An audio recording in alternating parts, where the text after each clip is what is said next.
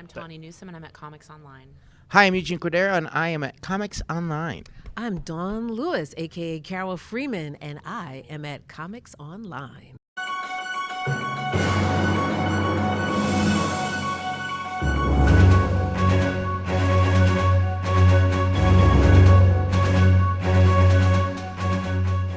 I'm so excited to talk Star Trek with you at Star Trek Chicago. Thank you for sharing just a little bit of your time with me.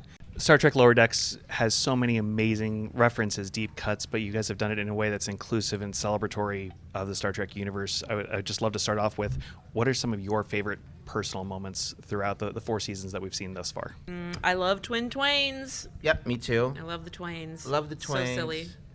That's a great moment. I mentioned I love the Reflections episode where I got to play both sides and also kind of put in canon that Rutherford's Filipino in there. And I'll keep saying this. Mm-hmm. My favorite still is the opening credits. Just seeing the credits and hearing the theme and being part of it. It still feels magical every time an episode starts. That I get excited. So.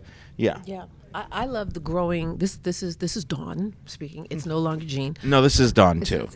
I'm also Dawn. I'm Dawn. I love watching the humanity and the growth in our show. That's one of my favorite aspects of our show, is that you're watching actual human beings do the best that they can to do the best that they can, more often than not, flawed as they are.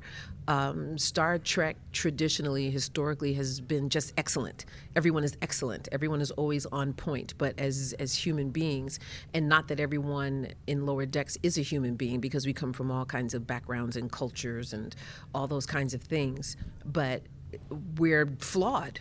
We're not perfect. Yet the goal is to do what we can to do what it is we've been asked to do. So to watch that growth, to watch that journey from everyone, and from time to time we get it right.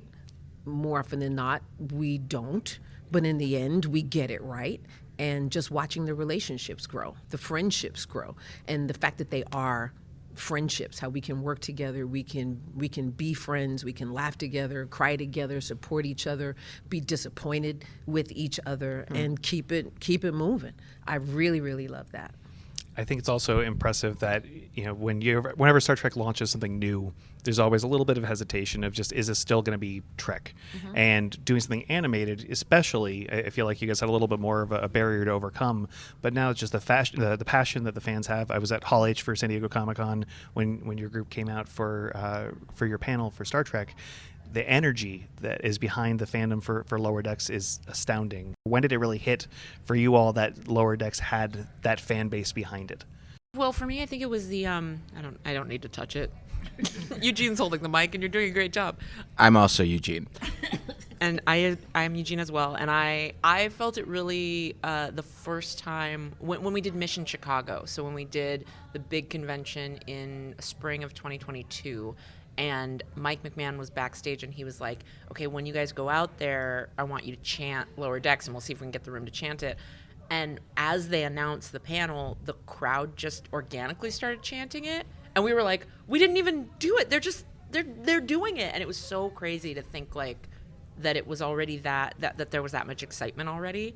I've never been a part of anything chant-worthy. This is the first time I've been chanted at. It's very fun. Same, yeah, chant-worthy. Chant-worthy, that's a good phrase. Right? Mm-hmm. For me, it was because we get our episodes ahead of when the audience gets to see them.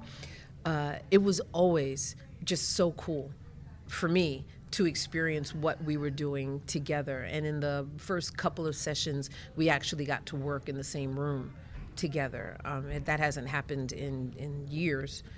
For a variety of reasons, but I knew from the beginning that we were going to be something different, something special, if the fans just gave us enough time to embrace us. Because while there's a lot of expectation, we also have a lot of leeway because it is animated. Mm-hmm. And because it's animated, we get to bring back characters that they have already chosen to love and that can still play themselves vocally, if not visually. So we had the opportunity to get that kind of support and, you know, to bring their fans with them to enjoy our show. So yeah, right from the start, I was really excited about the potential of storytelling that we got to do. And then when you saw the care of Mike and the rest of the production team, whether it was the animation or the editing or the music, we have amazing music in our episodes. I mean, all of it, the care, and the level of vision and inclusion was, that's, the fans are going to get it.